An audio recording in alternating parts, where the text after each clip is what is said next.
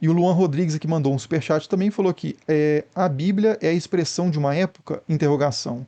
Como? Dois pontos. A posição sobre a mulher, sobre o homem, sexualidade, casamento, os ideais da época servem para o mundo atual?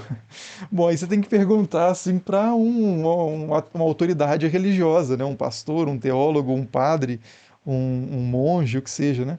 Mas assim, para mim, como historiador, a Bíblia é a expressão de uma época, não só uma época, mas várias épocas, né? Porque são vários livros escritos em diferentes períodos da história, em diferentes locais, inclusive, e expressam ali a cultura, né, num sentido amplo, daquele de quando esse documento foi produzido, né? Os textos do Novo Testamento, o livro de Daniel, os livros dos profetas, os livros da Torá, né? O Gênesis a Deuteronômio.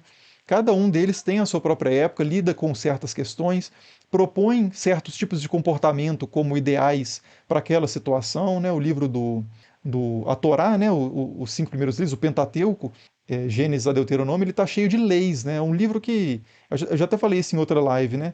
A Bíblia não é um livro de religião e nem um livro de espiritualidade, um livro de fé. É um livro cultural no sentido geral. Então, ele expressa a cultura em geral daquele povo, inclusive a sua lei.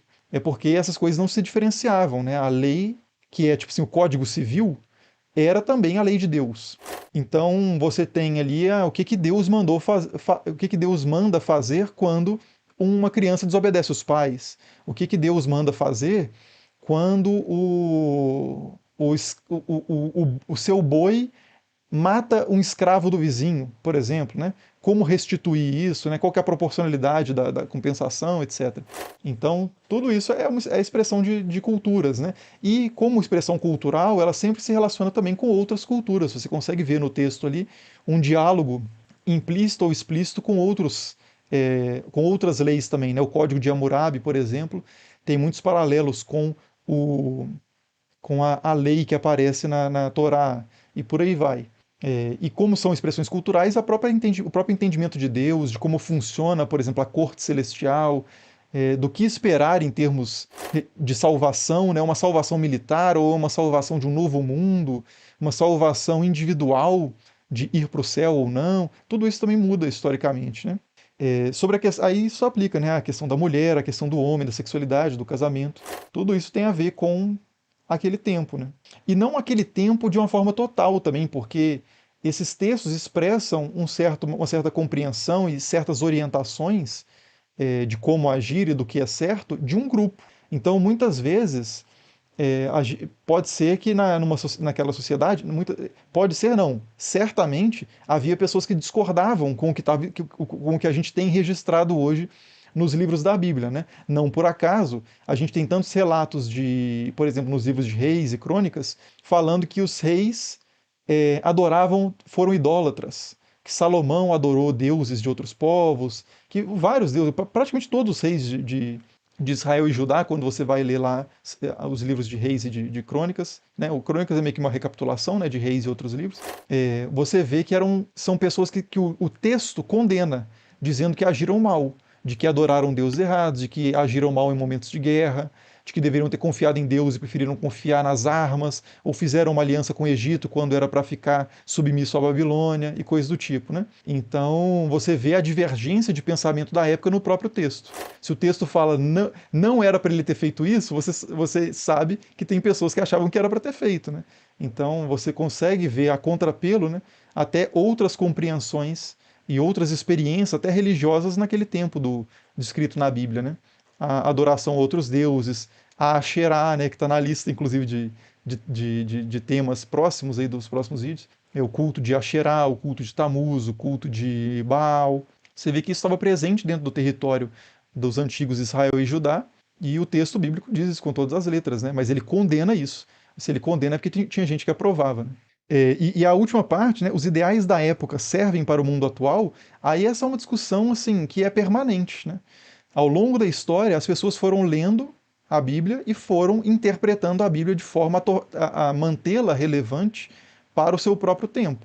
Isso desde aquele tempo até hoje, né? Desde o tempo assim da era de bronze, né, até os tempos da nanotecnologia, do carro elétrico, do comércio internacional. Então é claro que você tem que, de alguma forma, extrair princípios de uma forma mais abstrata, né, a partir daquela lei mais rígida que está presente ali. Né? Isso é o que fizeram historicamente. Então, dificilmente hoje você vai ver uma sociedade cristã que aprova que os pais apedrejem um filho desobediente. Isso é o que é previsto na Torá, que está previsto nos livros ali do Antigo Testamento, né?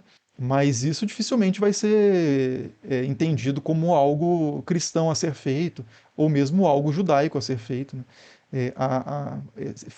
É feita uma leitura, uma interpretação que transforma o sentido desse texto, ou pelo menos busca extrair um princípio daquele texto que vai além, ou pelo menos se desvia da leitura literal. Tem já comentei aqui sobre um livro, que é um livro muito bom, infelizmente só tem em inglês, que chama How to Read the Bible, né? Como ler a Bíblia, de um professor de Harvard, judeu, inclusive, que chama. Eu sempre confundo o nome dele, é Kugel, eu acho que é Kugel, Kugel, ou Kugel, com A no final, com A-L, James Kugel. Ou Cougar, acho que é com R, né? James, sempre confundo o nome dele, Cougar. É Kugel, né? É James Kugel. O livro chama How to Read the Bible. É um livro que tem umas 1000 páginas e ele faz uma leitura. Ele apresenta todos os livros da Bíblia, do Antigo Testamento, né, da Bíblia hebraica, falando que é o estudo acadêmico hoje fala sobre esses textos, numa leitura histórica, geográfica, crítica, né, acadêmica, e traz, além disso, várias leituras de momentos diferentes, né, principalmente as leituras rabínicas, que foram sendo feitas ao longo da história sobre aquele texto, e do cristianismo antigo também. Então é uma leitura muito interessante porque ela traz simultaneamente esses dois lados, né? Tanto a interpretação atual quanto a história de interpretação do texto. Então a busca pelo sentido do texto em si, que seria a busca acadêmica, e a busca na história da interpretação feita por diversas correntes religiosas, que, claro, né, entendiam que estavam também tentando ler o texto em si, mas sempre de forma bastante alegorizada e por aí vai, né? Enfim. É Kugel, o autor, James Kugel. Vale muito a pena, eu gosto muito desse autor, inclusive.